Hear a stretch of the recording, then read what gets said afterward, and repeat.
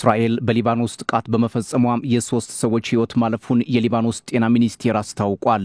በደቡባዊና ምስራቃዊ ሊባኖስ የተፈጸመው ጥቃት የዛሬ ዓመት ገደማ የተደረሰውን ተኩስ አቁም ስምምነት የሚጥስ ነውም ተብሏል። የሊባኖስ ባለስልጣናት እሁድ የተፈጸመው ጥቃት ሁለት ሰዎችን በምስራቃዊ ባልቤክ ግዛት ሲገድል እንዲሁም ሶስተኛው ሰው በደቡባዊ ታይር እና ኮራ ግዛት እንደሆነም ገልጸዋል። ባለስልጣናቱ ተጨማሪ ጉዳት ሊደርስ እንደሚችል አክለውም ከመናገር አልሸሸጉም። እስራኤል በቦታው ላይ ጥቃት የፈጸምኩት በሂዝቦላህ አባላት ላይ ነው ስትልም ገልጻለች። በዚህ ጥቃት ጉዳት የደረሰባቸው ለሂዝቦላህ የጦር መሳሪያም ከሶሪያ ወደ ሊባኖስ ሲያስተላልፉ የነበሩ ናቸው ስትል እስራኤል ብትገልጽም ከሊባኖስ ባለስልጣናት የሚወጡ መረጃዎች ግን በንጹሃን ላይ ጥቃቱ እንደደረሰ ነው የሚያመላክቱት። አንድ የአካባቢው የሂዝቦላህ ባለስልጣን ጥቃቱ መድረሱን ቢናገሩም ከዋናዎቹ የሂዝቦላህ ባለስልጣናት በጉዳዩ ላይ እስካሁን ድረስ የተሰጠ መግለጫ የለም። የእስራኤሉ ጠቅላይ ሚኒስትር ቤንያሚን ኔታንያሁ እሁድ በሰጡት መግለጫም ከጋዛም ሆነ ከሊባኖስ የሚመጣም ተኩስ አቁም ስምምነት ማረጋገጫ ለኛ የማንንም ፍቃድ አያስፈልገንም ሲሉ ተደምጠዋል።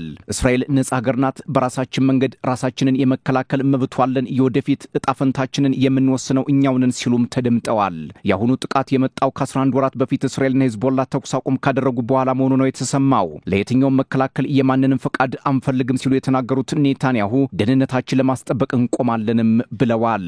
የኔታንያሁ ንግግር የተሰማው በሊባኖስ የሚገኘው የተባበሩት መንግስታት ድርጅት የሰላም አስከባሪ ኃይል የእስራኤል ሰው አልባ አውሮፕላኖች በካፋር ኬላ አካባቢ መታየታቸው ትንኮሳ ነው በሚል መግለጫ ካወጣ በኋላ ነው።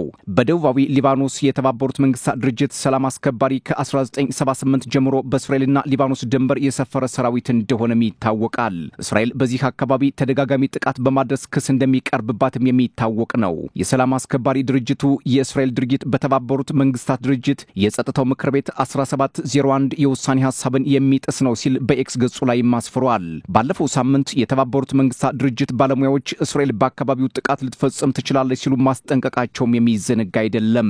እስራኤልና ሂዝቦላህ ባለፈው ዓመት ህዳር 2024 ተኩስ አቁም ስምምነት ላይ መድረሳቸውን አስመልክቶ እስራኤል ከደቡባዊ ሊባኖስ ጦሯን አስወጥታለች ቢባልም በአምስት የጦር ቀጠናዎች ወታደሮቿ እስካሁን ድረስ እንዳሉ መረጃዎች ያመላክታሉ።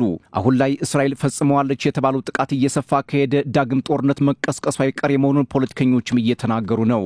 የመካከለኛው ምስራቅ ቀጠና ውስብስብ ከመሆን ዛሬም አልዳነም። ከሁለት ሳምንት በፊት በእስራኤልና ሐማስ መካከል ተደርሶ የነበረው ተኩስ አቁም ስምምነትም አደጋ ተጋርጦበታል እየተባለ ነው። ከዚህ ስምምነት በኋላም እስራኤል ሰብአዊ እርዳታ ወደ ጋዛ እንዲገባ ብታደርግም በቂ አይደለም የሚል ወቀሳም እየቀረበባት ይገኛል። ዓለም አቀፉ የፍትህ ተቋም ICJ እስራኤል ምግብና መድኃኒት እንዲሁም ንጹህ ውሃ ፍልስጤማውያን እንዳያገኙ እያደረገች ነው ሲል ወቀሳም አቅርቧል። እስራኤል ሐማስ 13 ቀሪ የታጋች አስክሬኖችን አልመለሰም ስትል ብትወቅስም ሐማስ በበኩሉ ከቀይ መስቀልና ከግብጽ ቡድኖች ጋር በመሆን አስክሬኖቹን እየፈለኩ ነው ሲል መግለጫ ሰጥቷል። ሐማስና እስራኤል ተኩስ አቁም ስምምነት ካደረጉ በኋላም እስራኤል በዌስት ባንክ የምታደርገው መስፋፋት ከዓለም አቀፍ ተቋማት ውግዘት ቢያስከትልባትም ዛሬም ድረስ በዌስት ባንክ ጥቃቷን አጠናክራ ቀጥላለች ነው የተባለው። እስራኤል በዌስት ባንክ እያደረገችው ያለው መስፋፋት ትችት ቢቀርብበትም ማሪጅ አልጋዛል በሚባል በኢያሪኮ ግዛት ሁለት ህንጻዎችን ማፍረሷ ለተኩስ አቁሙ እንደማትገዛም ያመላክታልም አስብሏል። ሌላው የአሜሪካ ውጭ ጉዳይ ሚኒስትር ማርኮ ሩቢዮ እስራኤል በጋዛ የፈጸመችው ጥቃት በእስላማዊ ጂሃዲስቶች ላይ ያነጣጠረ ስለሆነ ተኩስ አቁም መጣስ ሊባል አይገባም ሲሉ መናገራቸውን በሐማስ በኩል ነቀፌታ ደርሶበታል። ሩቢዮ አክለውም ይህ ጉዳይ እንደ ተኩስ አቁም መጣስ ሳይሆን በእስራኤል ላይ የተቃጣ ስለነበር እርምጃ መወሰዱ አሸማጋዮችም የሚያምኑበት ነገር ነው ሲሉ የጥቃቱን ተገቢነት አስተጋብተውታል። እስላማዊ ጂሃድ በጋዛ ከሚገኙ ቡድኖች መካከል ሁለተኛው ግዙፍ ታጣቂ እንደሆነም ይነገርለታል። በፈረንጆቹ ጥቅምት 2025 ሐማስና እስራኤል ተኩስ አቁም ቢያደርጉም እስራኤል ተደጋጋሚ ጥቃት በመፈጸም ከ100 በላይ ፍልስጤማውያን መገደላቸውን የጋዛ መንግስት መገናኛ ብዙሃን ይፋ አድርጓል። ከሁለት ዓመት በኋላም እስራኤልና ሐማስ ተኩስ አቁም ቢያደርጉም በጋዛ ያለው ሁኔታ ግን ውስብስብ እየሆነ ይገኛል። ፍልስጤማውያን በፈራረሱ ህንጻዎች ስር መጠለያቸውን መልሰው እየገነቡ መታየታቸው የጦርነትን አስከፊነት በመግለጽ ደረጃም ከዚህ በላይ ማስረጃ እንደማይኖርም ፖለቲከኞች ይናገራሉ። በዴር ኤል ባላህ በማዕከላዊ ጋዛና በኢማን ሻባት ያለው ሁኔታም አሳሳቢ መሆኑን መረጃዎች ይገልጻሉ። በተጨማሪም ፍልስጤማውያን ማንነታቸው ያልታወቁ አስክሬኖችን እየቀበሩ መሆናቸውን የዓይን እማኞችም ከመናገር አልቦዘኑም። ሌላው አልጀዚራም ይዞት የወጣው መረጃ እንደሚጠቁመው እስራኤል የተባበሩት መንግስታት ድርጅት ሰላም አስከባሪ ኃይል በደቡባዊ ሊባኖስ ሰው አልባ አውሮፕላኖችን አጥቅቶብኛል ስትል በተመድ ሰላም አስከባሪ ኃይል ላይ ክስ አቅርባለች።